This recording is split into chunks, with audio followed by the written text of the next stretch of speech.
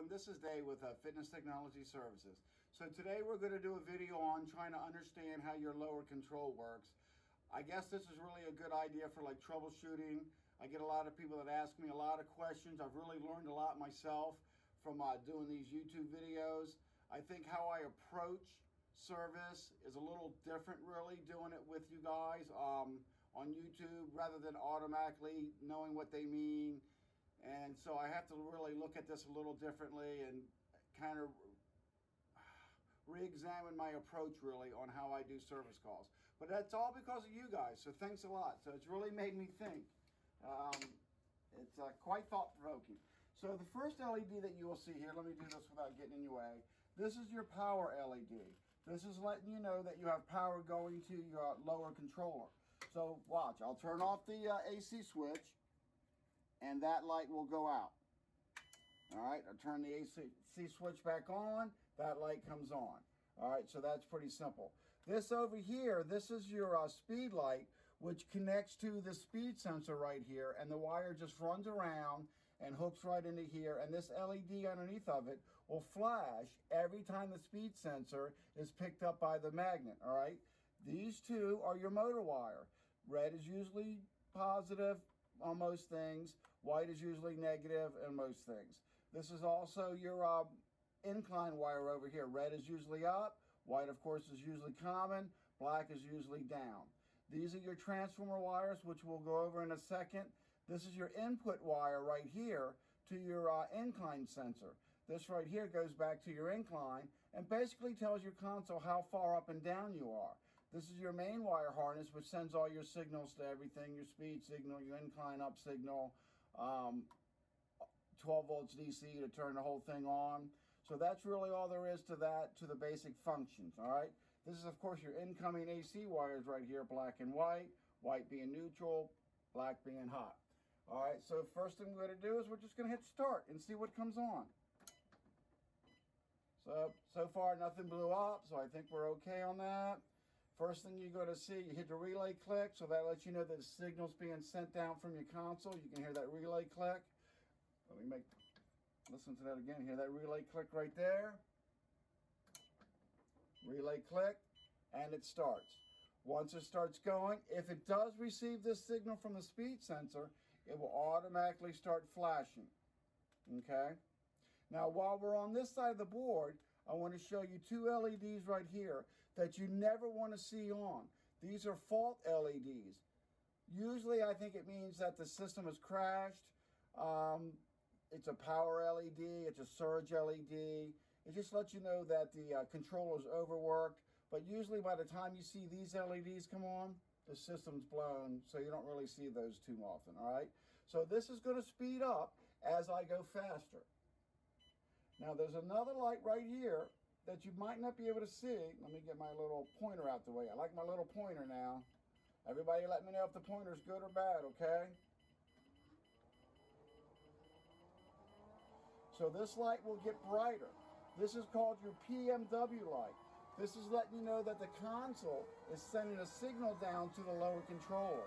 So some units react a little differently on this. Some of them, this flash is faster. Some of them get brighter. Obviously, this one gets brighter, and your speed light flashes faster on that one. Can you see that? So I'm going to speed it up just a little bit more.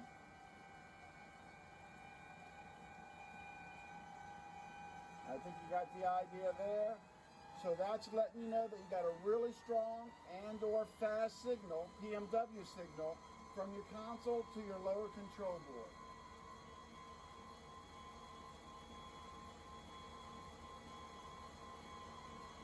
And currently now you're hitting a lot of dings because I'm slowing it down one step at a time. And that way you'll see that PMW light dim and then eventually go out, really. Or at least go so low that you can't see it anymore. All right, so the next two lights that I'm going to show you are for your incline. Now, on a sole treadmill, in order for the speed to work, or even really for the incline to work, it's got to receive this signal. So if you have this speed sensor not working, you won't get anything from your incline. The incline just will not work. I got a lot of videos on that. So this needs to be satisfied before your incline will even work.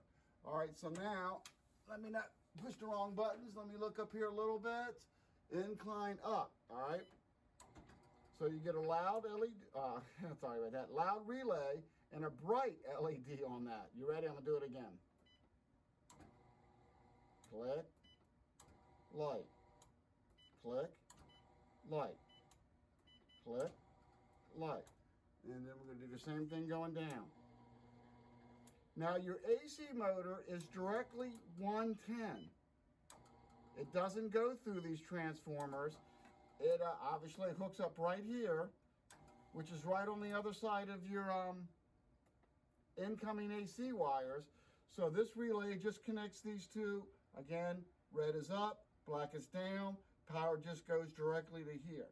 All right, so on your transformer converts all your lower voltages over to your console, to your some of the other, actually some of the inputs to your motor are actually controlled off of the low voltage wire.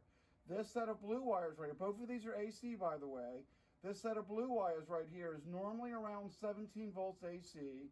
This one's around 13 volts AC. All right, then it gets converted over to DC somewhere else, probably through a rectifier somewhere. So what we're gonna do next is we're just gonna test this theory. We're gonna disconnect this, and what do you know, it stops. Even though I got lights on, like I still got AC power, because I don't have any power going up to my console. In effect, the whole machine's not working. You don't see it with what you're viewing, but my console is now off. When I plug this in, you'll hear it beep a little bit. So I'm trying to do this out my glasses, so we'll see if that's even possible. Look at that, what an attempt that is, all right? So now this is the conversion over to your low voltage AC. So this light should go out once this port is unplugged. And let's test this. See, I'm trying not to give you guys a lot of fun by shocking myself on this. I should have my glasses. Ah, look at that. Another one without my glasses. All right, so these are your two low voltage. This is your 110 right down here. No, I'm not gonna unplug and plug that in. You just take my word on that. So this goes through the transformer. This transfers it down into low voltage AC. That low voltage AC is divided up throughout the rest of the control. Sorry to block it right there. And I guess really that's all there is to the lower motor control.